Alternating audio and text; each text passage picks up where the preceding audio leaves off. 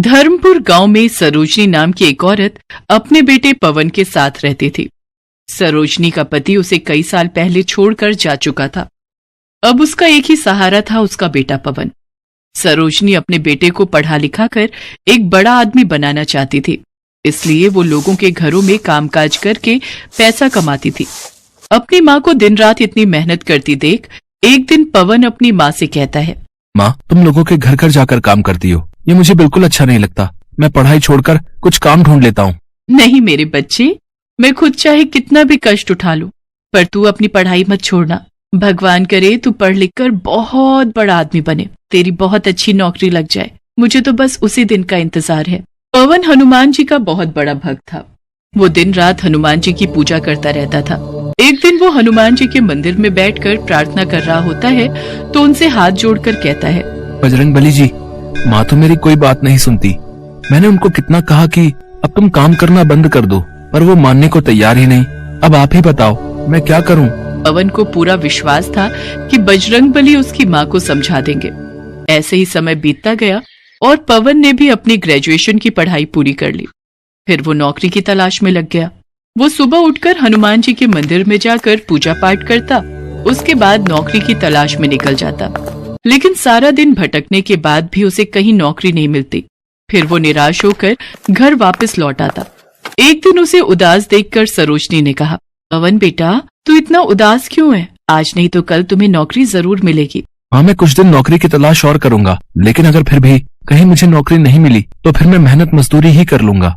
नहीं बेटा, मैंने तुझे मजदूरी करने के लिए थोड़ी ही इतना पढ़ाया लिखाया है। तू कोशिश करता रहे, एक दिन सब ठीक हो जाएगा। अगले दिन सवेरे जल्दी उठकर पवन फिर से नौकरी की तलाश में निकल पड़ता है। अपने घर से कुछ दूर चलने पर ही उसे अपने स्कूल के पुराने मास्टर जी मिल जाते हैं। नमस्कार मास्टर जी, कैसे हैं आप? मैं बिल्कुल ठीक हूँ पवन, तुम बताओ तुम कैसे हो? अच्छा, वैसे तुम कहीं जा रहे हो? मैं तो तुम्हारे घर ही आ रहा था। हाँ मास्टर जी, मैं नौकरी की तलाश में निकला हूँ। खैर आप बताइए, आपने कहा आप मेरे घर ही आ रहे थे, कुछ काम था क्या? हाँ बेटा, पास के ही अयोध्या गांव में एक मास्टर जी पढ़ाते थे, लेकिन अब वो रिटायर हो चुके हैं। उनकी जगह पर कोई नए मास्टर जी आने वाले थे, लेकिन वो आ नहीं पाए। अगर तुम एक हफ्ते तक उस स्कूल के बच्चों को पढ़ा सको तो प्रिंसिपल से कहकर तुम्हारी नौकरी परमानेंट करवा सकता हूँ। तुम्हारी माँ की हालत देखकर मुझे तुम्हारा ख्याल आया और मैंने तुमसे बिना पूछे ही तुम्हारी बात प्रिंसिपल से कर ली है। अब तुम मेरी जुबान का मान रखो और अच्छे से उस स्कूल में जाकर बच्चों को पढ़ाना शुरू कर दो। ये सुनकर पवन बहुत खुश होता है। आपका बहुत बहुत शुक्रिया मास्टर जी, पर क्या आप मुझे बताएंगे कि वहाँ केवल एक हफ्ता ही क्यों पढ़ाना है? बेटा, वहाँ और भी बहुत से टीचर्स आएंगे, लेकिन जो एक हफ्ता अच्छे से बच्चों को पढ़ा पाएगा केवल उसी की नौकरी पक्की होगी। समझ लो, ये तुम्हारा इम्तिहान है पक्की नौकरी पाने का। जी मास्टर जी, आपका बहुत बहुत शुक्रिया। इसके बाद पवन घर आकर अपनी माँ को सारी बात बताता है। सरोजनी ये बात सुनकर बेहद खुश होती है। फिर वो बजरंगबली के सामने हाथ जोड़कर कहता है, हे बजरंगबली, मुझे ये परमानेंट सरकारी नौकरी दिलवा दीजिए। मैं उम्र भर आपकी सेवा करता रहूंगा। अगले दिन पवन ने अपना इंट्रोडक्शन प्रिंसिपल को जाकर दिया। उसके बाद प्रिंसिपल ने उसको क्लास में पढ़ाने के लिए भेज दिया। क्लास में पहुंचते ही सभी बच्चे पवन मास्टर जी से कहते हैं, गुड मॉर्निंग टीचर। लेकिन तभी वो कहता है, बच्चों, गुड मॉर्निंग नहीं, राम राम कहा करो, इससे भगवान राम तुम्हारे सारे काम बना देंगे। बच्चों को नए मास्टर जी बहुत अच्छे लगते हैं। वो सारा दिन बच्चों को रामायण सुनाते रहते और उनको सारी चौपाइयां याद करवा देते। ऐसे ही एक हफ्ता बीत गया। फिर प्रिंसिपल क्लास में आते हैं। तभी सब बच्चे राम राम कहकर उनको वेलकम करते हैं। उसके बाद प्रिंसिपल उनसे पूछते हैं, बच्चों, तुम्हें मास्टर जी ने क्या क्या सिखाया, कुछ बताओ।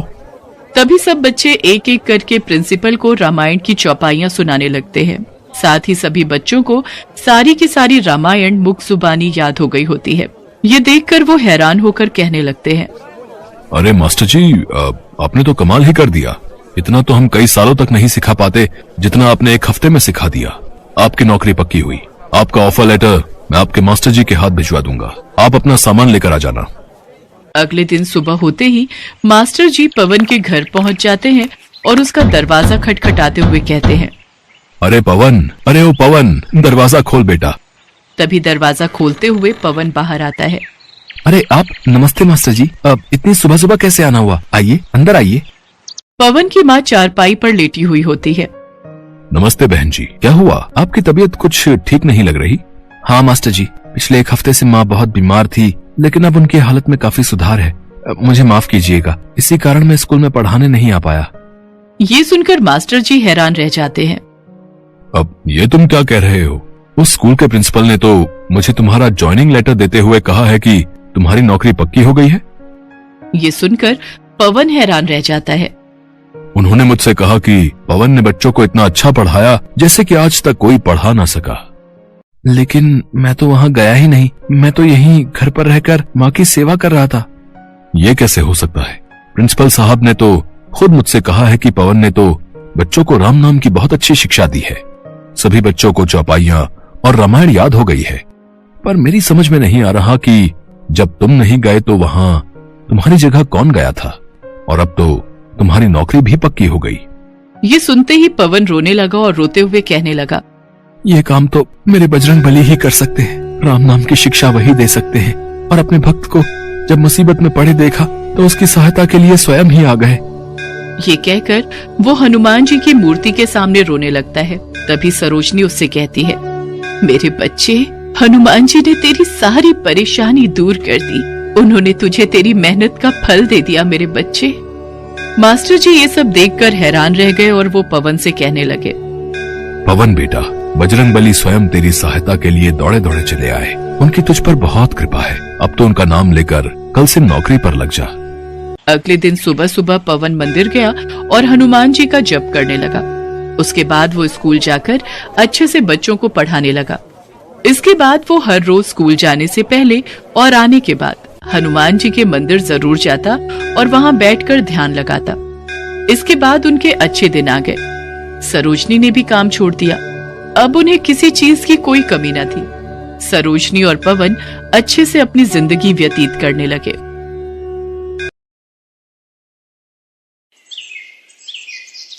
जय बजरंगबली, आपकी सदा ही जय हो। हनुमान जी, आप सदैव अपना आशीर्वाद मेरे सर पर बनाए रखना। आपका नाम लेकर ही मैं अपना पानीपुरी का ठेला शुरू करता हूँ। आप मुझ पर अपनी कृपा यूं ही बनाए रखना। आओ आओ, बढ़िया ताजी स्वादिष्ट चटपटी पानीपुरी खाओ। ऐसी पानीपुरी आज तक नहीं खाई होगी। 10 रुपए में 20 पानीपुरी, सस्ती और खस्ता भी। आओ आओ। पानीपुरी का ठेला, लच्छू पानीपुरी वाला। मेरे ठेले के सामने एक नया ठेला लग गया। भोला पिछले कई सालों से पानीपुरी का ठेला चला रहा था। वो हनुमान जी का परम भक्त था और रोजाना हनुमान मंदिर में दर्शन करते हुए वो अपना ठेला लेकर काम पर जाता था। भोला ने अपने ठेले पर भी हनुमान जी की एक फोटो लगा रखी थी, जिस पर वो रोजाना पानीपुरी शुरू करने से पहले हनुमान जी को पानीपुरी का भोग लगाता था। भोला को ऐसा करते देख सामने नया ठेला लगाने वाला लच्छू जोर जोर से हंसने लगता है। ऐसा तो भाई पहली बार देखा है? हनुमान जी पानीपुरी खाते हैं।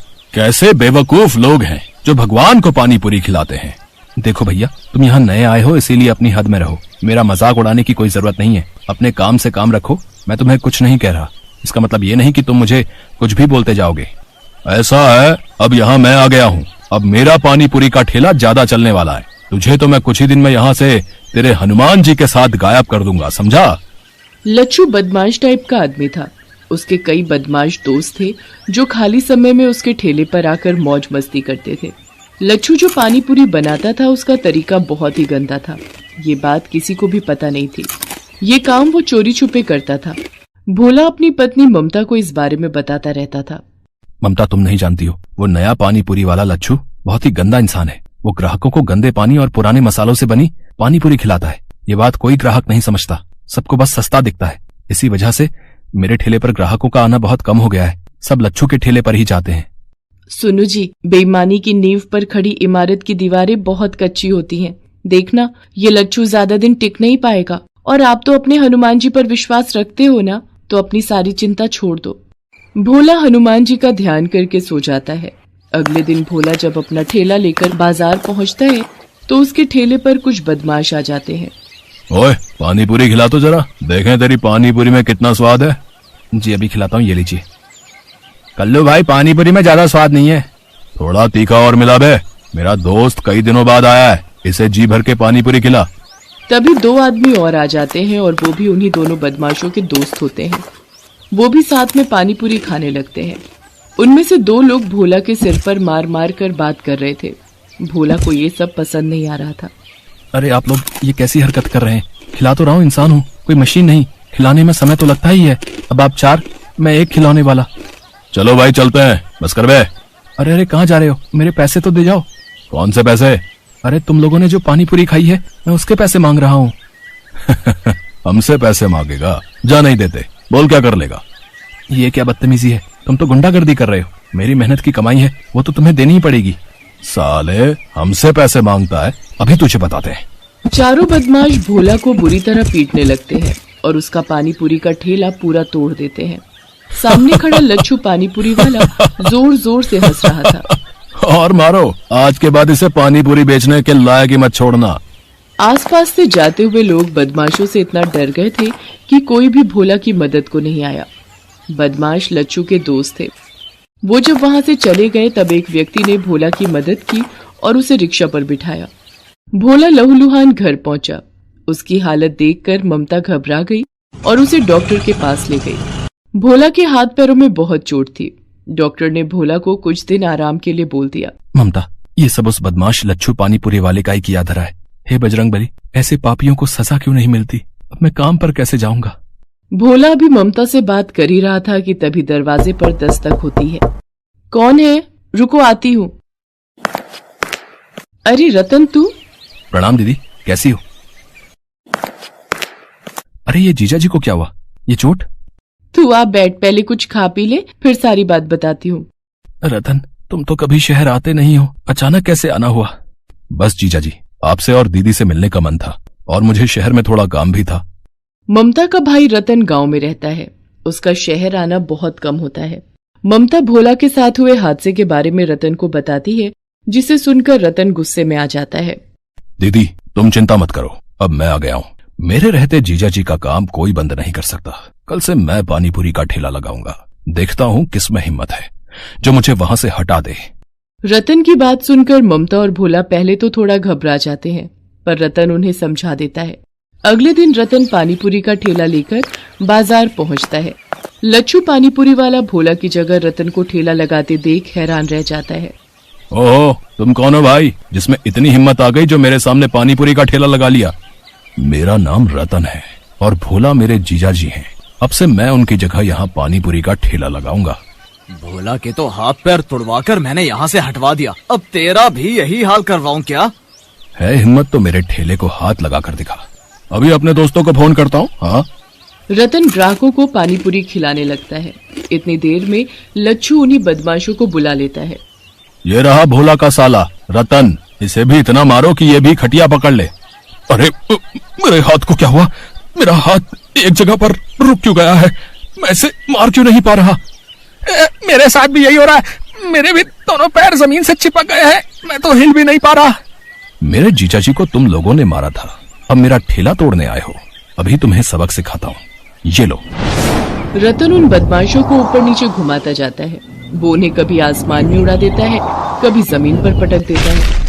रतन वास्तव में कोई और नहीं बल्कि हनुमान जी थे, जो भोला की सहायता के लिए धरती पर आए थे।